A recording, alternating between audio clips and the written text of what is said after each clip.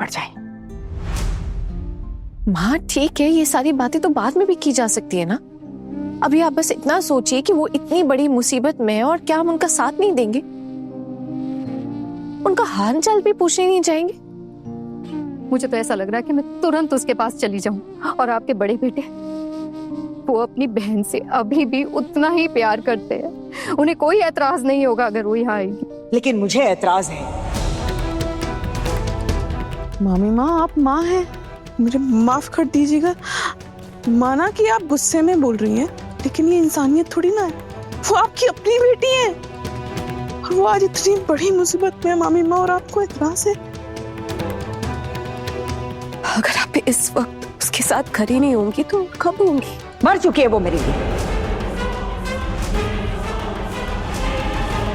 और जो मेरे लिए मर चुका है उसके पास मैं क्यों जाऊं? जिसने मेरा भरोसा तोड़ा, मेरी बात काट कर इतना बड़ा फैसला लेकर इस घर से अकेली चली गई, उसी दिन मैंने तय कर लिया कि वो अब इस दुनिया से मेरे लिए चली गई।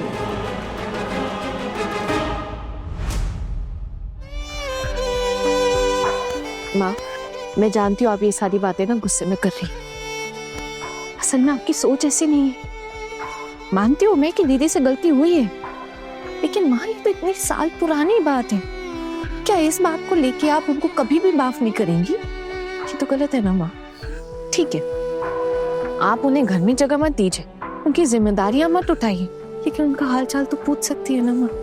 उन्हें गले तो लगा सकती है, उन्हें एहसास तो दिला सकती है ना कि उनका अपना कोई जिंदा है इस दुनिया में। वरना उनके ससुराल वाले तो उन्हें इसी तरह सताते रहेंगे। आप बस एक बार इजाजत दीजिए माँ, बस एक बार। नहीं, मैं कोई इजाजत नहीं दूंगी।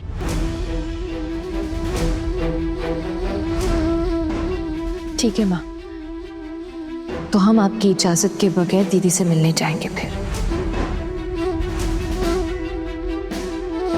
तुझे हर बात पर अपनी मानता दिखाने की क्या जरूरत है? क्यों पड़ रही है इस सब के बीच में? छोटी बहू, फिर से कह दे रही हूँ, मेरी इजाजत के बगैर कोई बहू इस घर से कदम भी बाहर नहीं रखती है,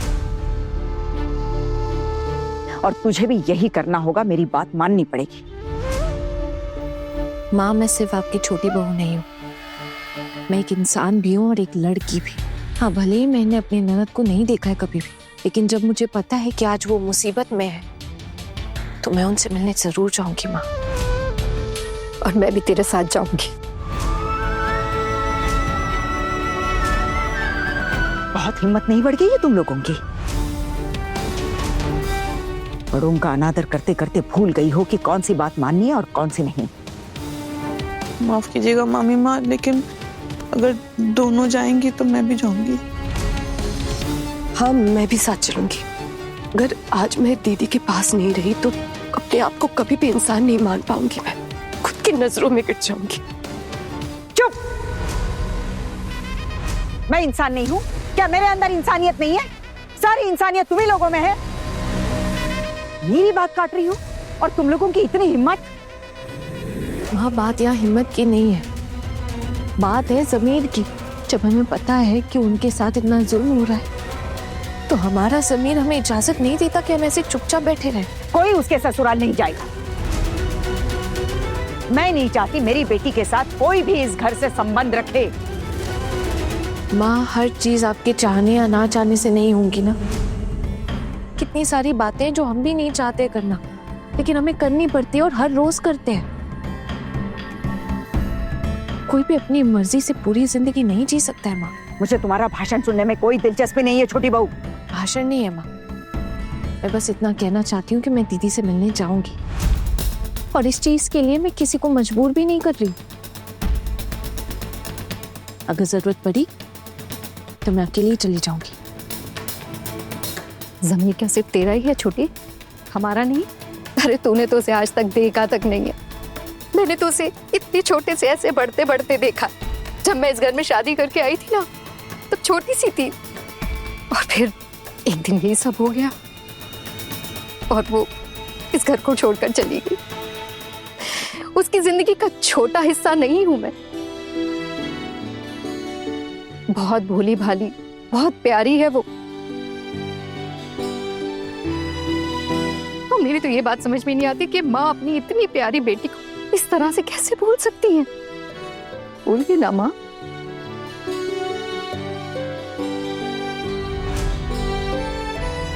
मामी माँ, अगर ये दोनों जाएंगी ना तो जीजी आप मुझे भी लेकर चलना। अगर तुम सब वहां जाओगे तो अपनी जिम्मेदारी पर जाओगी।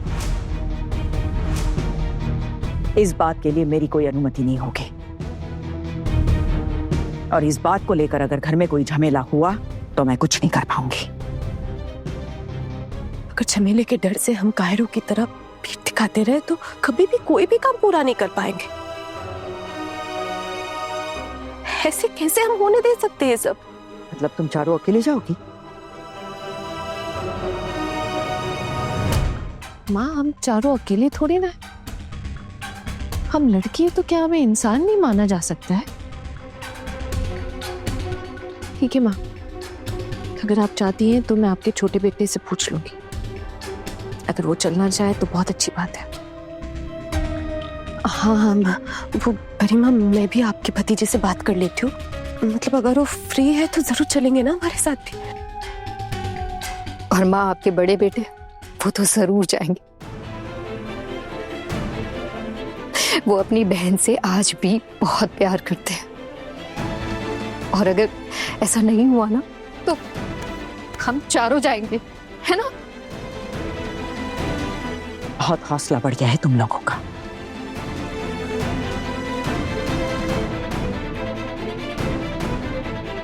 माँ, आप हौसले की बात कर रही हैं? आप मिली दीदी की बात के बारे में नहीं सोच रही? आपकी अपनी बेटी है माँ, उनकी नसों में आपका खून दौड़ रहा है। कितनी तकलीफ में वो बेचारी अकेली है। न मायका है, न ससुराल, ससुराल वाले सता रहे हैं, कोई नहीं उनका अपना। इतनी कम उम्र में विधवा हो गई, पति गुजर गए उनके। उन्होंने आज तक आपसे कभी कुछ मांगा है माँ? हाथ फैलाया आपके सामने किसी भी चीज को लेके? तो फिर आप उन्हें माफ क्यों नहीं कर पा रही है माँ? माँ, दया कीजिए और इस बात का विरोध मत कीजिए प्लीज। मुझे जो कहना था मैंने कह दिया है।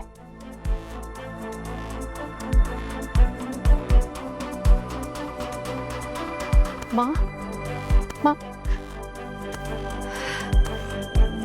अब क्या करेंगे? दीदी, आपके देवर तो अभी लौटने नहीं वाले, उन्हें समय लगेगा। अभी अभी तो ऑफिस गए।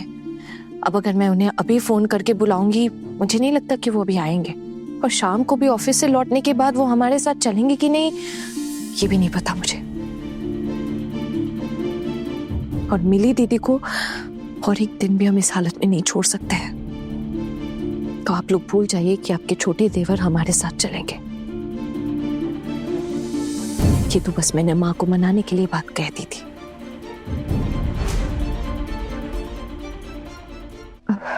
अच्छा ठीक है आना, मैं काम करती हूँ, तेरे टुकुन दादा से एक बार पूछ लेती हूँ। हाँ दीदी, आप टुकुन दादा से पूछिए, अगर वो चलते हमारे साथ तो ठीक है, नहीं तो कोई बात नहीं, हम चल लेंगे। और दीदी, दादा भाई को भी फोन करके कुछ भी बताने की भी जरूरत नहीं है या बुलाने की जरूरत नहीं है। वैसे भी उनके दुकान के मालिक उन्हें काम से निकालने की पूरी कोशिश करते रहते हैं कि कम निकाल दें। एक और मुसीबत बढ़ाने का ना कोई मतलब नहीं है। दादा भाई को मत परेशान कीजिएगा। अगर इतना ही कुछ हुआ तो वीकेंड पे वो मिल लेंगे उनसे। ठीक है, तू भी तुरंत निकलने की तैयारी करो, अब हम और नहीं रुक सकते। वो लड़की बेचारी अकेली क्या क्या सह रही है, तुझे पता है? जिस पड़ोसी का फोन आया था वो क्या कह रहे थे? कह रहे थे कि वो बार बार बेहोश हुए जा रही है। हे भगवान, वो बिल्कुल अकेली है, उसकी रक्षा करना।